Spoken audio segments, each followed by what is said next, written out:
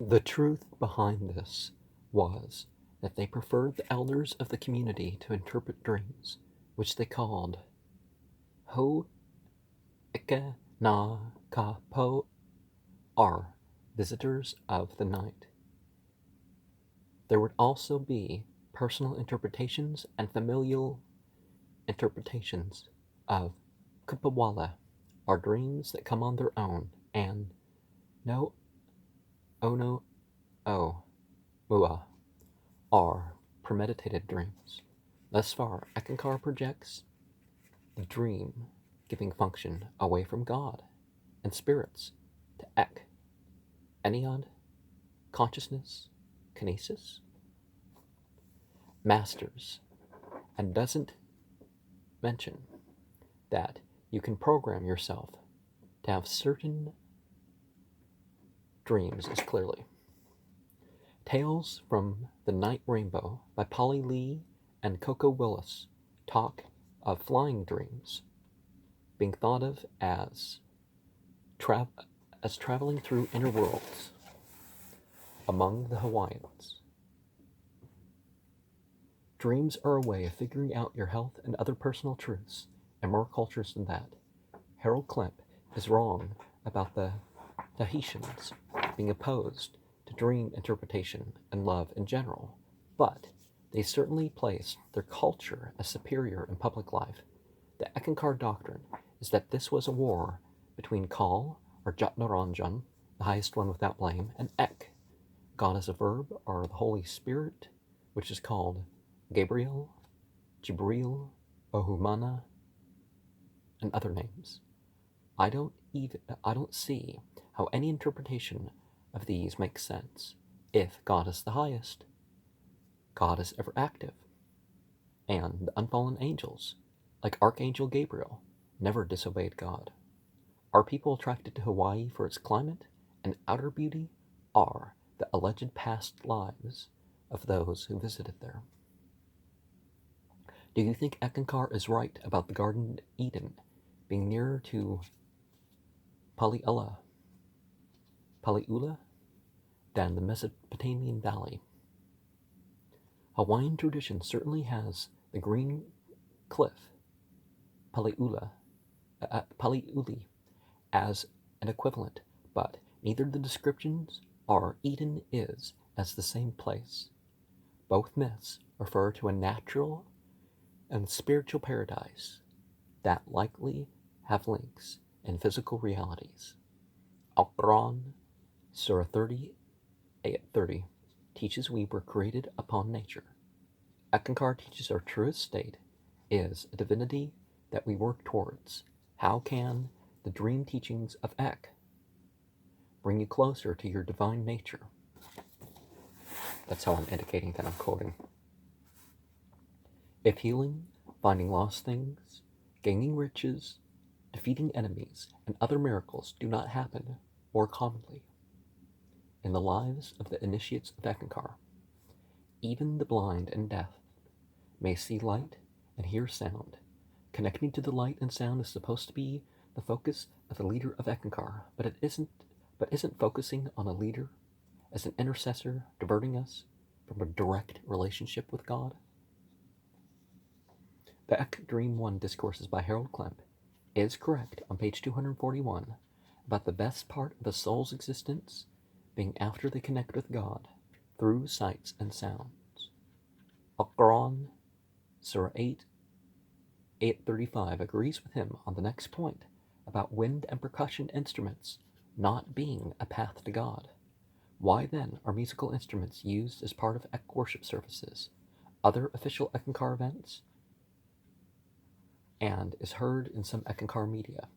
The way to God may be through the secrets of our heart, but the outer deeds reflect the inner beliefs and feelings. It is also true that spiritual practices lead to realizations, an expanding of consciousness, though. I do not agree with the teaching on the next page about spiritual realities being hidden to those who revel in the bodily enjoyments. Some of the people who enjoy the physical realms the most are also the most spiritually aware. Do you ascribe to their hierarchy of separation into the physical realms, spiritual realms.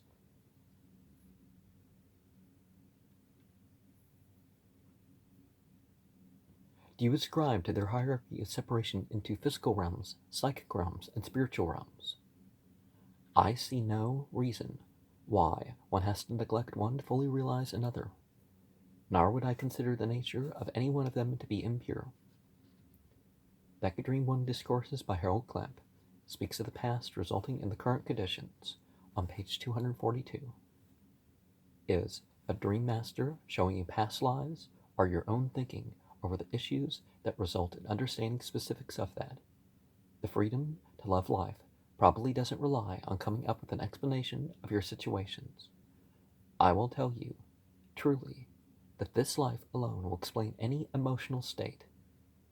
The story of a higher initiate who dreamt of reading an orange binder that said she was a nun in a past life doesn't establish that it was either a causal plane dream or that it was reconfirming a knowing that she was a nun in the past.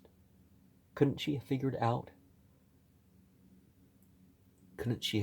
why she felt like she was being suppressed? Is anyone really being freed by thinking that a condition stemmed from a past life? If they feel liberated from the condition, are they just repressing the truth? Aren't marriages of convenience explainable by the perception that they somehow make life easier or better than not being married? The Ectodream One Discourses by Harold Klemp teaches that they aren't, on page 242 and 243. After starting that, they probably stem from a past life. He mentions an alleged past life recall that projects an ECK initiate, card-carrying ECK member. Well, I mean, not everybody carries cards, but they do give you a card. And her spouse as an old couple traveling in a covered wagon to a new life in the Old West. They needed each other to survive in the dream as they do what everyone knows is real life. She thought that she had grown spiritually and was probably dissatisfied that her husband hadn't changed with her. Eckankar teaches that dreams or visions of the past or future require traveling on the time track. Is that what she did with who she considered the dream master? The dream both made clear that she felt an attachment, but she wanted it to be more. As much as Harold Klemp and the previous two known as living Eckmaster in their lifetime make it sound like they fate people into situations, he admitted that they have their decision of what they will do together in the future. The Ekvidya, Ancient Science of Prophecy by Paul Twitchell, projects a past of Eckankar before 1964.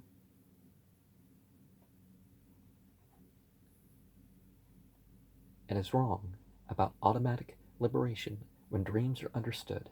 Don't we have to act on truths we figure out? Now, 1964 is, I think, the first mention of Eckankar as even a concept in terms of a historical mention. The whole time in Scientology and under Kirpal Singh, there was no mention of Eckankar. Not even after the episode Behold Ek of Twilight Zone came out.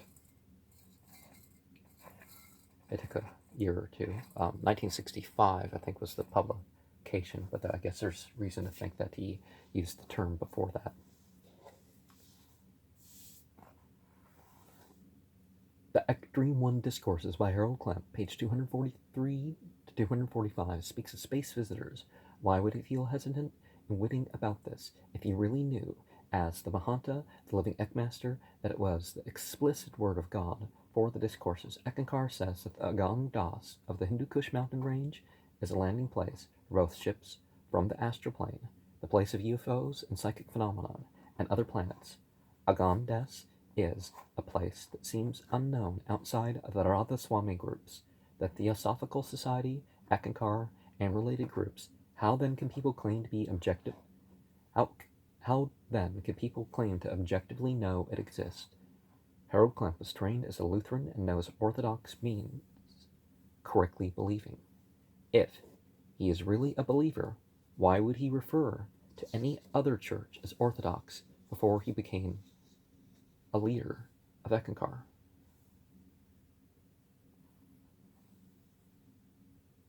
Oh, sense. Okay, I'm tired of reading the long line. That's why it took me longer to get in the flow, right? Why would he refer to any other church as Orthodox since he became a leader in Eckankar?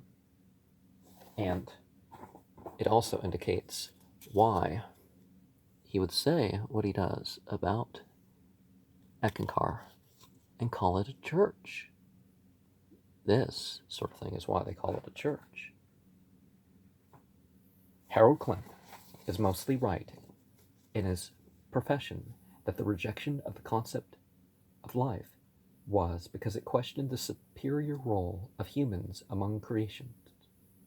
The format without the workbook activities and CD of the Eckankar 1 Discourses by Harold Klemp was first printed in 1988, so you can expect some out-of-date ideas.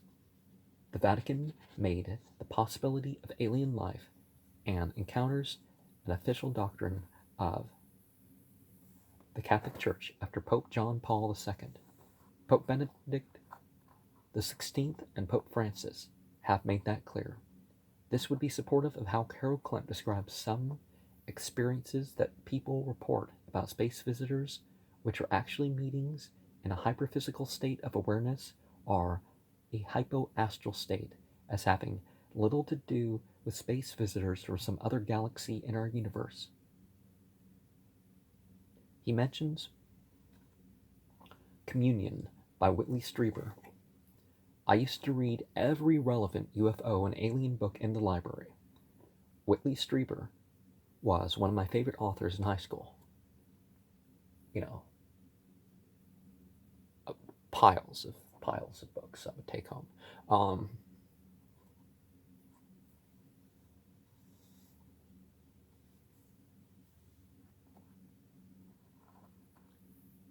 Whitley Strieber was one of my favorite authors in high school. The truth behind Whitley Strieber may very well be explained through his 1988 diagnosis of temporal lobe epilepsy by Dr. Donald Klein. Harold Klemp's association of UFO and related phenomenon as psychic and astral may be in how he formulates a theory of Whitley Strieber around that man's claims of being a psychic. Harold Klemp doesn't deny the reality of such experiences, just that they are not how they have been interpreted. I do not deny that people in Eckankar and other paths have certain experiences. I just do not believe that they are always what they are interpreted as. Flying around a room is clearly an out-of-body. Flying around a room is clearly an out-of-body experience, but some distinguish it as a physical reality rather than a psychic or psychedelic. Strieber's wife, speaking with a different voice, may be an astral entity or demon rather than control a spaceman. Whitley's little white thing was more likely to be a fallen angel or even a psychic projection. Most religions and spiritual paths would agree that beings of other dimensions and non-physical types of creation commonly dwell in this world or go back and forth between this and another realm. Most spiritual paths would agree with Harold Klemp in that those metaphysical beings can't conquer Earth. Only beings in a physical body can do that. Is the Ekvidya right about how space aliens will conquer Earth in several generations? Harold Klemp doesn't want aliens to be a central issue in Eckankar. I will do videos for the aliens playlist, but it's not per se a central issue, it's just a issue. I think it is for a lot of people. Eckankar teaches that people have went through hundreds of reincarnations, some of which are not physical. I would not hesitate to agree that we have had existence in metaphysical realms, even before birth. What an astral plane, causal plane, mental plane, and etheric plane experiences and lives be while incarnated in the current physical body. they all sound psychedelic or psychic to me. That requires a physical body to operate in and around. The Ekvidya, the science of prophecy by Paul Twitchell, is likely most of what will be encountered in Ekankar material about our lives on the other planes. Those lives, experiences, as well as those of the purely spiritual realms, are important to dream study. I would say that they are important to the whole of life. But it seems better to not see them as separate incarnations from the body we have had since before birth. Is it true that without the ways that Ekankar teaches, people wouldn't be able to remember early dreams and be convinced of personal freedom? The Shariat Ki Sukma, Book 1, teaches that no one achieves the spiritual heights without Ekankar training. The next quote teaches that a person will be a failure without a specific attitude and viewpoint that amounts to depersonalization disorder. Do you really want a clinical psychiatric disorder just to try to be satisfied with your alleged spiritual powers? Ekankar teaches that dream travel and soul travel can include that which ranges from peaceful to warlike. Sahasra Dal Kanwal is said to be the capital for the astral. Harold Klemp.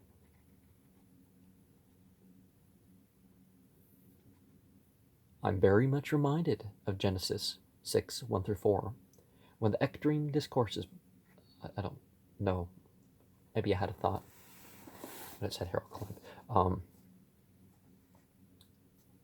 When the Ekdream 1 Discourses by Harold Klemp, page 246, talks about how the intermarriage between the visitors to the astral plane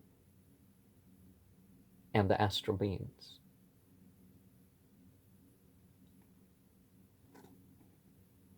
The other Ekankar works make clear that these astral beings are what is known as fire beings, fallen angels, Fari, Davas, Asuras, Jinn, and other terms in other languages and cultures.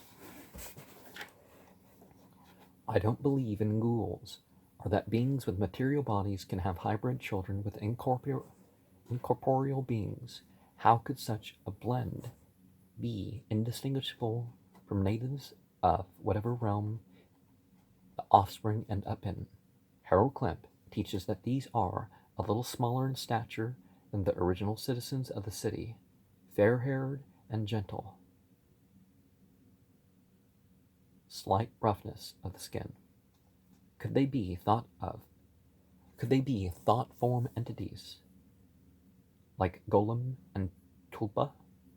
Harold Klemp tells us that peaceful visitors of the astral plane will go there to learn about past lives and gain the experiences which they need.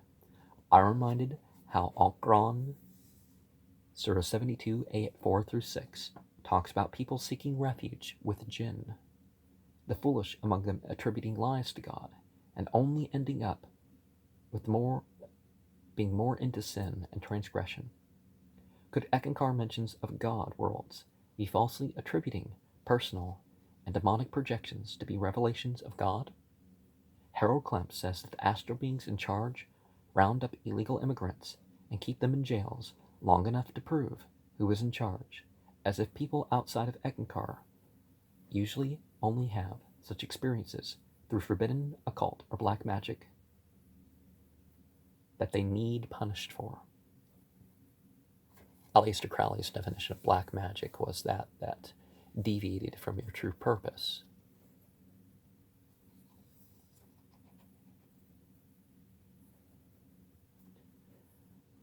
Could the detention centers for visitors to the fallen angel realms be hellish experiences that God's exemplar and messenger prophets call the madness and appearance of devils?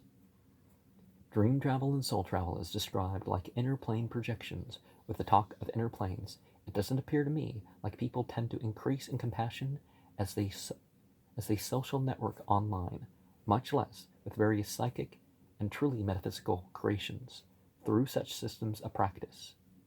Eckankar talks about focusing on visiting other places rather than focusing on trying to recall a past life all the time. They are probably right about that getting boring. Broadening and exploring one's conception of cosmology is probably more enriching. After all, Genesis 6:3 claims God as a noun and verb said, "My spirit won't dwell in man forever," since he is of a physical body.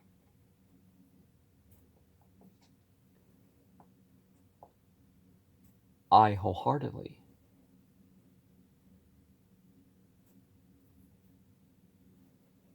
well, that's the way that verse is rendered in the discourse. I wholeheartedly believe that is true, and we are here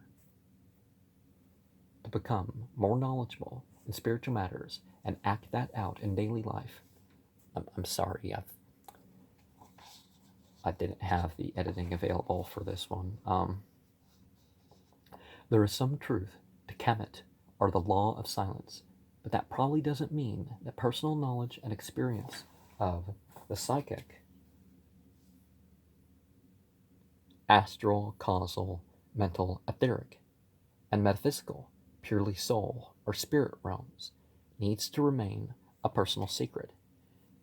Is that just to not throw doubt on the idea that Harold Klemp has the Mahanta consciousness, or the highest state of awareness? I would venture many do know of things that none of those called Ekmasters will ever understand. Al-Quran, Surah 10, Ayat 28 speaks of what will happen between those who treat others as partners or co-workers with God and the worshipped. Those who are treated as gods and goddesses will be separated from their worshippers. The next verse speaks of the testimony that the worshipped lacked knowledge of what? Of their being worshipped. People may create or support a cult of worship instead of mere respect. Eckankar members say, "We give him respect but not worship," in a meaningless way, but they don't know the fine details of what they are not physically there to witness. The Ek Dream 1 Discourses by Harold Klemp goes over the benefits of a dream journal on page 248. I was raised in a church that taught to keep a journal. It seems odd that someone could go 14 years as an Eckankar member without ever having a dream journal to occasionally record dreams and such, but that is the claim. He found it helped bridge his inner and outer life. One should expect this as a primary function of dreams.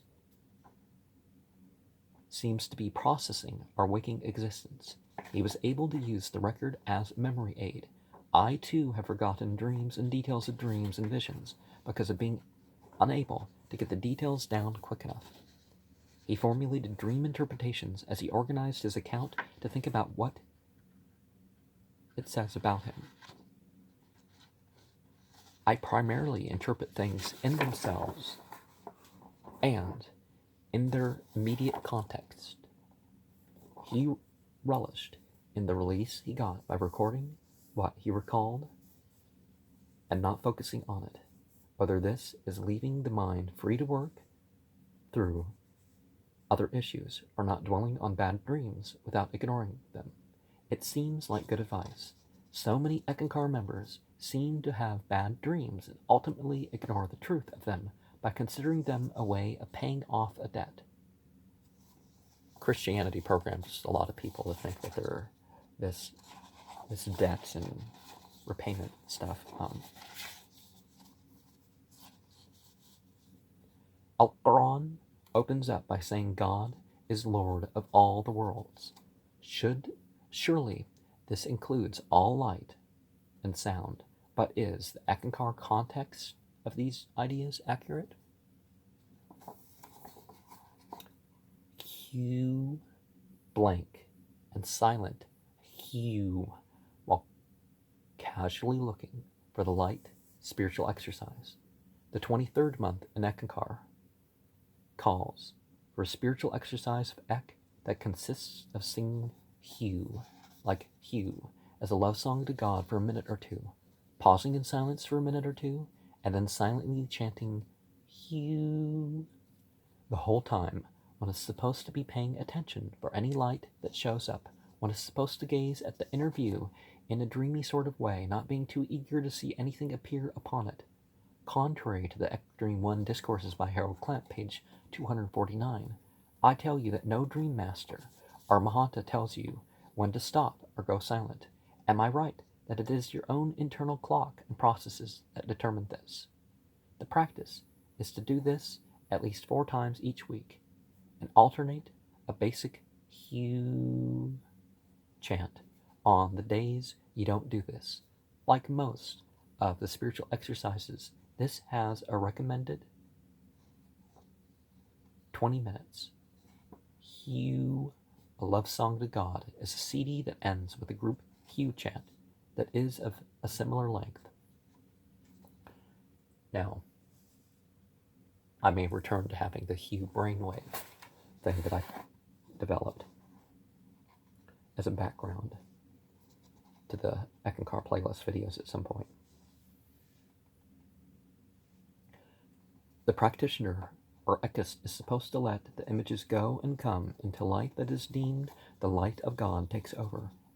Psychedelic light may be according to the laws of God, but that can't be the same as a theophany. I had started with the spiritual exercises 2:11 after dusk the night of the 31st of December 2014 and included it as a part of my sleeping practices until just before dawn on January 19th, 2015. Between 2:33 and 5:08 a.m. was my last working of the Hugh go blank and the silently chant Hugh spiritual exercise. In previous workings, the light would become less wild and varied. Sometimes I would wake with my heart beating faster.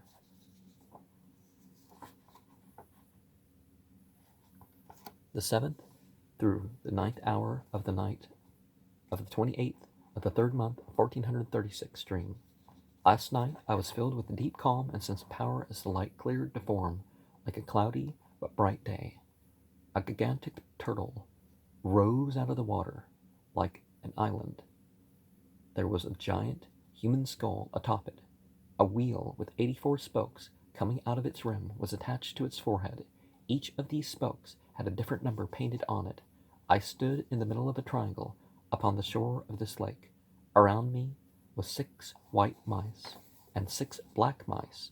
A snake approached me from outside of the left side of the triangle, asking, "Do you want to know how many past lives you had?" I said yes. It swam across the lake and spun the wheel of 84. It landed on number 0. A tiger approached me from the right side of the triangle, asking, "Do you want to know how many future lives you will have?" I said yes. It swam across the lake to spin the wheel of 84. Around and around it went until it landed upon the black spoke with the number 0 in white upon it. A weasel approached me from a corner of the triangle that was behind me. It had a hand-held mirror. I watched it turn about, showing the celestial sphere of stars in the lower heaven, both the northern hemisphere and southern hemisphere. I stepped outside the triangle to see if I could hold the mirror. All I saw disappeared. I was suddenly at the foot of the mountains that were higher than any on earth. Between them was a canyon with a bizarre river that sparkled and foamed. It flowed through the valleys and had many distributaries. I may have just meant tributaries. An ibis came up to me and told me, "It is time for your initiations." I went off alone to bathe in different waters, and it bathed in this strange river.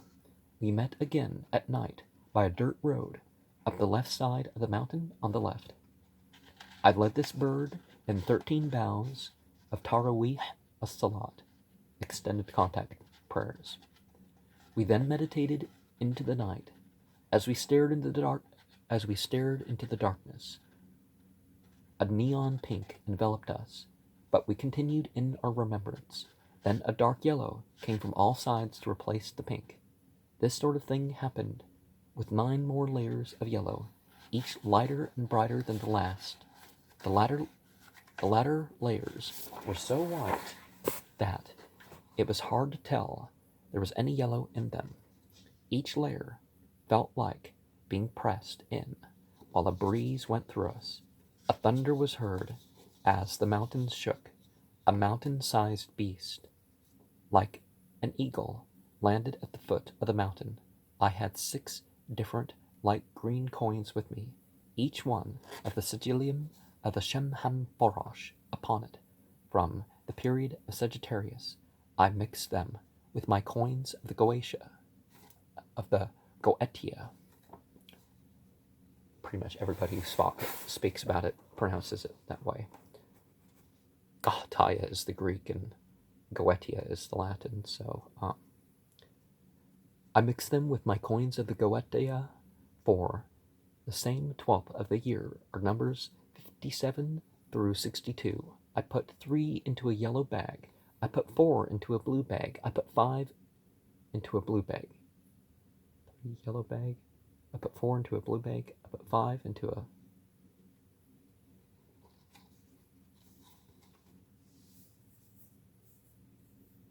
red bag, I think.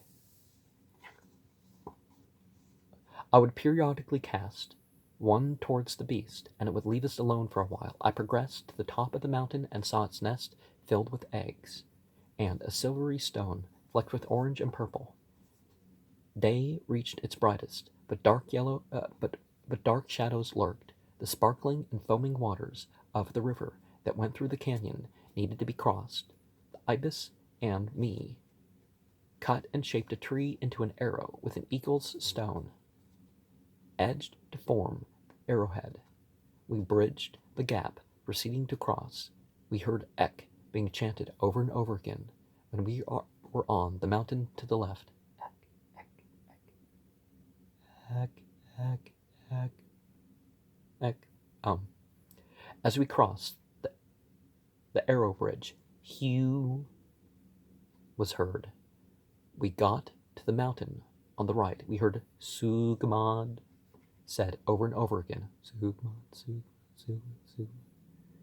The eagle saw that we stole its stone and got mad. We were worried. We chanted what we read upon the arrow. We started to chant. Yahweh, Yahweh, Yahweh. As we chanted, Yahweh, the arrow shattered into many splinters that rained through the canyon upon the waters below. I awoke euphoric, and as if I had an hour or so more sleep than I did. I felt well rested all day.